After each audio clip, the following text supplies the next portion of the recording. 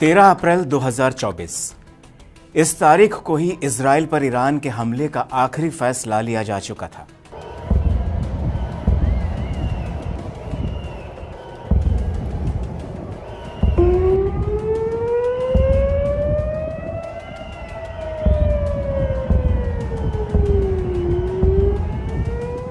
Iran ने Israel पर हमला करने से पहले अपने बड़े शहरों की इमारतों पर हाइपरसोनिक हथियार की होर्डिंग्स लगवाई थी, जिसमें लिखा था 400 सेकंड में तेल अवीव।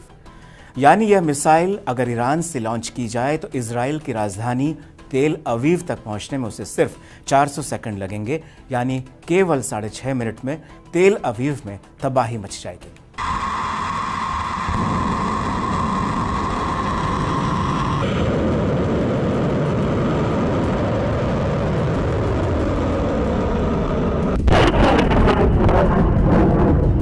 इस मिसाइल का नाम है फतह और इसी पर ईरान को गुमान है। तो आज हम जानेंगे कि ईरान और इजराइल की जंग में किसकी फतह होगी और किसकी सेना ज्यादा ताकतवर है। दरअसल मिडिल ईस्ट में महासंग्राम का काउंटडाउन शुरू हो चुका है। किसी भी वक्त ईरान से निकली इजराइल के नाम की एक मिसाइल आने वाले महायुद्ध का ऐलान कर सकती है। कोई भी रात कयामत की रात हो सकती है। तो अब ना धमकियों का वक्त रहा, अब ना समझौते का कोई रास्ता बचा और ना ही अब मौके या बहाने की किसी मुल्क को तलाश है।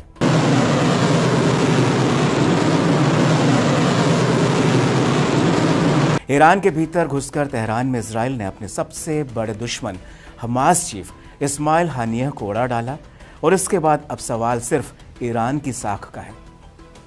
सवाल मुस्लिम देशों की एकता का है। ऐसे में मान के चलिए कि अगर इस बार इजराइल पर हमला सिर्फ ईरान का ही नहीं होगा, बल्कि बेरूत से हिजबुल्लाह बम फोड़ेगा, यमन से हूती हमला करेंगे और सीरिया इराक में मौजूद ईरान समर्थित संगठन मिलकर मुकाबला करेंगे, तो उधर हमास एक बार फिर पूरी ताकत से खुद को समेटकर इजराइल पर बड़ा हमला करेगा। ऐसे में आप सोच सकते हैं और सोचकर हैरान भी हो जाएंगे कि आखिर एक वो देश जो कि भारत के मिजोरम राज्य से थोड़ा सा ही बड़ा है, वो अकेले इतने सारे हमलों का, इतने सारे मुल्कों का कैसे जवाब देगा, कैसे मुकाबला करेगा। तो आइए आज आपको बताते हैं कि ईरान और इजराइल की ताकत की सीमा क्या है, किसके पास ऐसा कौन सा हथियार या फिर रक्षा कवच है जो कि युद्ध में गेम चेंजर साबित हो सकता है। सबसे पहले बात ईरान की फतह मिसाइल की करते हैं, जो कि एक मीडियम रेंज की बैलिस्टिक मिसाइल है। 1400 किलोमीटर दूर तक मार करने की कुव्वत रखती है। आवाज़ की स्पीड से 15 गुना ज़्यादा दौड़ लगाती है। इसमें 350 से 450 किलोग्राम का वारहेड लगाया जा सकता है। ये मिसाइल सॉलिड फ्यूल इंजन से उड़ान भरती है। इसे किसी भी दिशा में कभी भी मोड़ा जा सकता है। यह मिसाइल आसानी से किसी भी राडार को चकमा दे सकती है। सबसे बड़ी बात ईरान की इस फतह मिसाइल की यह है कि इजराइल का एयर डिफेंस सिस्टम किसी तरह अगर इस फतह मिसाइल को ट्रैक कर भी लेगा तो लेकिन इसे रोक नहीं पाएगा। ये रोके नहीं रुकेगी, ये तेल अवीव जाकर ही फटेगी। दुनिया को अपनी 90% सटीक रिजल्ट देकर चौंकाने वाला इजराइल का आयरन डोम खुद भी फतह मिसाइल की ताकत को देखकर, उसकी टेक्नोलॉजी को देखकर हैरान है। 13 अप्रैल को इजराइल का आयरन डोम और दूसरे एयर डिफेंस सिस्टम 7 ईरानी बैलिस्टिक मिसाइलों को नहीं रोक सके थे। ये मिसाइलें इजराइल के नेवाते एयरबेस पर जाकर गिरी थीं। अब बात ईरान की सेना और सैनिकों की कर लेते हैं। इन्हें भी ताकत के तराजू पर तौल कर देख लेते हैं। सैनिकों की बात की जाए तो सैनिकों के मामले में ईरान ज़्यादा ताकतवर है। दुनिया के 145 देशों की ग्लोबल रैंकिंग में ईरान का जो नंबर है वो 14वां आता है। ईरान के पास कुल 11,80,000 सैनिक हैं। ईरान के पास एक्टिव सैनिक 6,10,000 हैं, जबकि रिजर्व सैन्य बल 3.5 लाख है। ईरान के पास 2,20,000 पैरामिलिट्री के जवान हैं। ईरान के पास कुल 42,000 वायुसैनिक हैं। अगर थल सैनिकों की बात की जाए तो ईरान के पास 3,50,000 थल सैनिक हैं। तो ईरान के पास कुल 18,509 सैनिक हैं।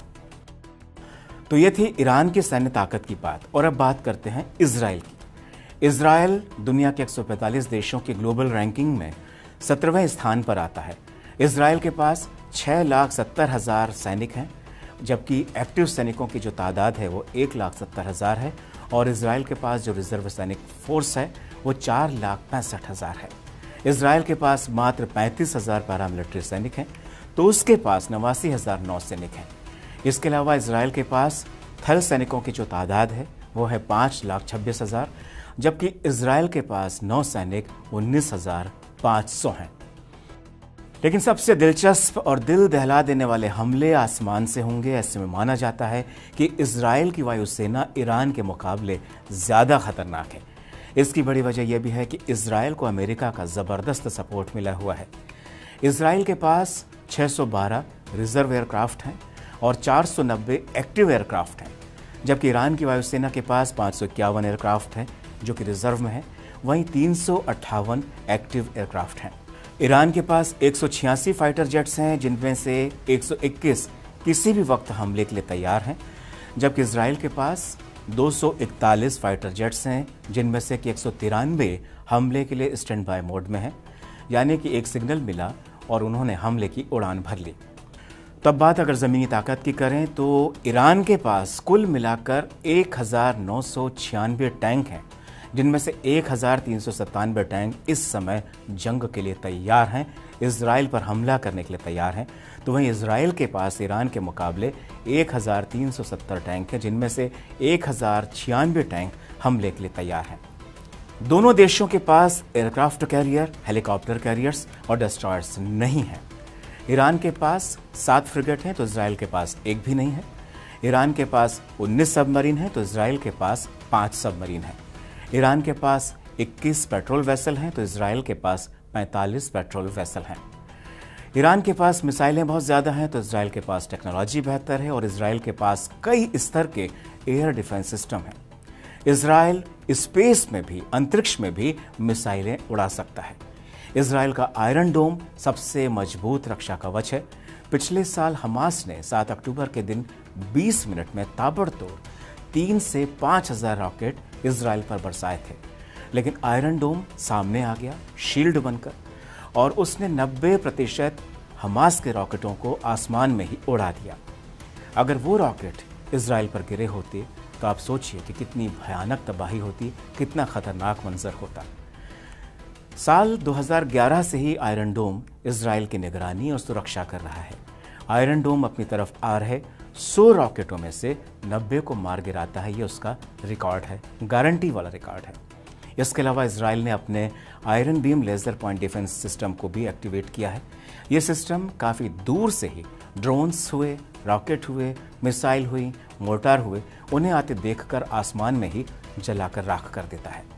इसके अलावा इजराइल की जो सबसे बड़ी ताकत मिसाइलों के पॉइंट ऑफ व्यू से देखें तो वो है एरो 2 मिसाइल। इजराइल की एरो 2 मिसाइल का मुकाबला ईरान की फतह मिसाइल से किया जाता है। इसे हज्ज के नाम से भी जाना जाता है और इस मिसाइल का वजन 1300 किलोग्राम है।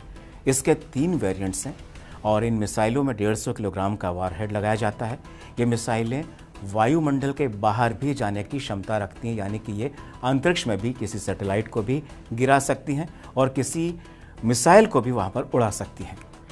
यह 1 घंटे में 9,000 किलोमीटर की स्पीड से उड़ान भरती है।